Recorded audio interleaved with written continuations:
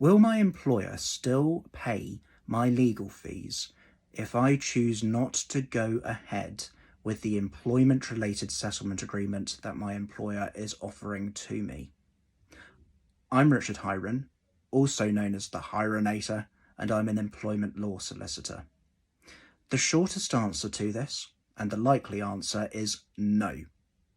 The reason for that is that a settlement agreement only becomes a legally binding contract once it's been signed. One of the clauses in the settlement agreement might relate to the contribution that the employer is making towards your legal fees. Therefore, if that contract is unsigned, that clause is unenforceable, meaning that your employer is perfectly at liberty to stand back and say, no, you haven't signed this, so we are not making that contribution towards your legal fees. There's another foil to this as well.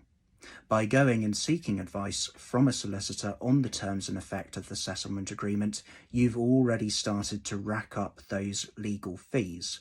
And because there will be a contract between you and your solicitor, those fees will still be due because solicitors do not work for nothing. Therefore, a good idea may be to actually look at the settlement agreement once you've received it and to then reach out to a solicitor, because that means that you will have a good idea of the overall terms of the settlement agreement before you contact the solicitor.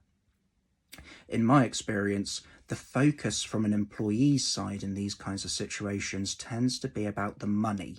So if you're not satisfied about the money side of things, it's probably best to wait before you reach out to a solicitor so that you can have direct conversations with your employer instead, and therefore you're not incurring those additional legal fees if they apply.